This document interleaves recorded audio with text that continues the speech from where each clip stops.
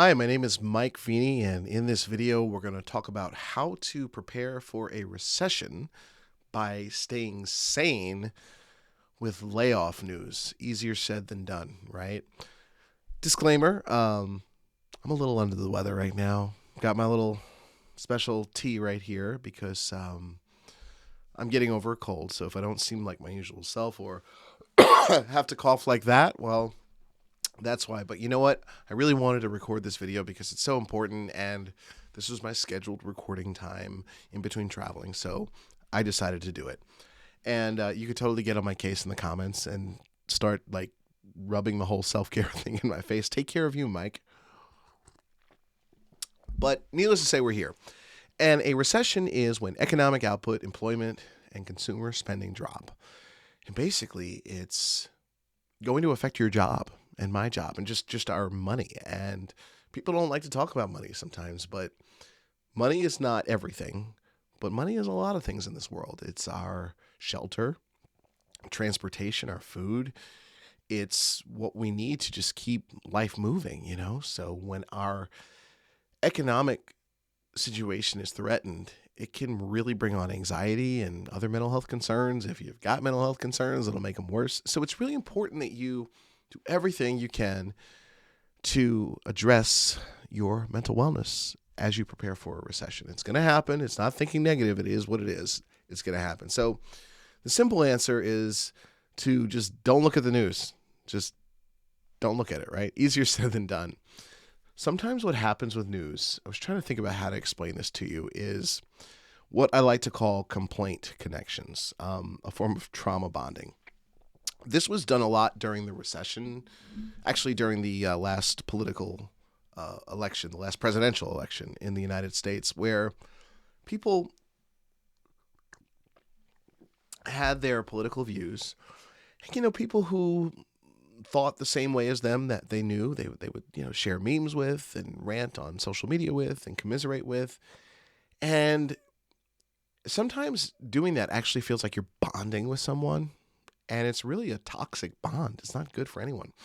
I've got a friend who I'm not going to call this person a friend, a person in my life who stopped talking to me because I didn't respond to their political complaining about certain things. I just was like, no, just don't bother me with that. I don't waste time with that. So, people believe that they actually bond with others through that. Sometimes they feel they're being proactive and doing something for the world. No, you're not. So if you're just sitting there complaining about the state of the world and the economy, it doesn't do anything. It just makes your situation worse. It makes you feel worse and the others around you feel worse. So just be aware of it. It doesn't mean that once in a while you don't complain or rant or commiserate, but when you start doing that all the time, it can really, really become toxic for you. So it's important to just get better with that so it's not a regular thing in your life. Also, relating to others based on complaints results in these relationships that are actually difficult to leave, believe it or not. And because of your bond through commiserating, you start to actually justify the toxicity. You start to justify it. And believe it or not, this can lead to substance abuse and codependency. Now, that being said, social media is not news. It's not news. Even though we often see news on there and we take it as news, it's not news. And if there are things that you don't like on social media that you're seeing about politics, the economy, the state of the world, every social media site has an unfollow, unfriend, or block button. And if you don't know where they are, shoot me an email and I'll send you an email back on how to do that. You don't need to look at things you don't want to look at, and again, it just doesn't do anything for you. But at the same time, it's important that you are informed and I'm informed. And here are some ways that you can do that. You can evaluate and verify any news piece that you read or watch by using I'm Vain, spelled IMVAIN. And let's see if I can remember this. Okay, hold on. I stands for independent sources because they are preferable to self-interested sources. M stands for multiple sources are preferable to a report based on a single source. Oftentimes we see news and it's just coming from one source. V stands for sources who verify or provide verifiable information, and they are preferable to those who just assert or have an opinion about something. AI stands for authoritative and or informed sources, because it's better than uninformed and unauthoritative ones. N stands for named sources, and they're better than anonymous ones. Oh my gosh. Like, people take anonymous sources as news, you know? In fact, somebody on my team was telling me that sharing a meme with someone actually has more power than actual news. So let's just say, you know, I wanted to complain to you about layoffs and I found some kind of meme. You know, I'd share that with you and you'd take that as more fact than actual news. So it's really important to just think about these things as layoff news is happening. There's a website called factcheck.org and Snopes that you can use to verify things. Also, before you share things on social media, pause and reflect. Read or watch the piece more than once and the website it's coming from. And this way you're not stressing other people out.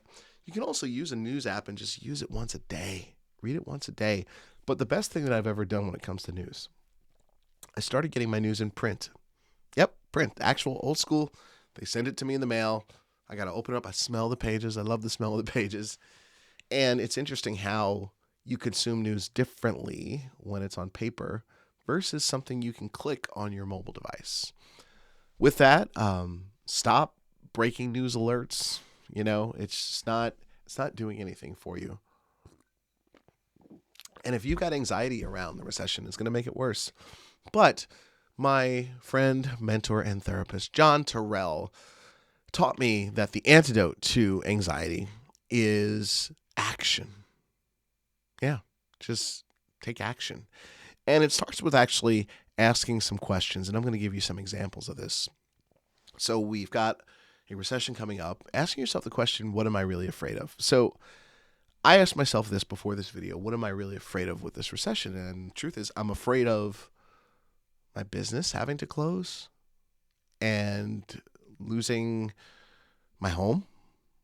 I'm afraid of that, you know? So therefore, that's bringing up a lot of anxiety when revenue might not be coming in the way I want to see it. Next question to ask is, what story in my mind is stuck in time? As I ask myself this question, 8th grade comes up.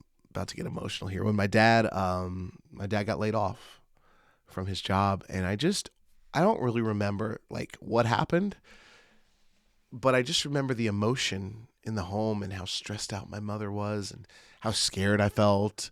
I don't know how my brother felt. I don't think I've ever asked him, but you know, that's a story that's stuck in time. So if I hear the R word, recession, I go right back to that story. And the third question, what action must be taken? And I realized in my case, the action that needs to be taken is I need to keep making my course videos, keep trying to help people stay on course, continue to market myself as much as I need to, however I need to.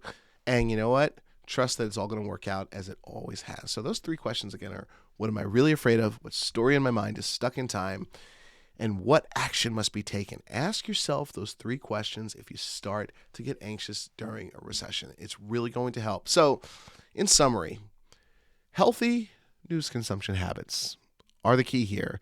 And be proactive when your anxiety becomes overwhelming. And that, my friends, is how to prepare for a recession by staying sane with layoff news. Thank you so much for watching, and I'll see you in the next video.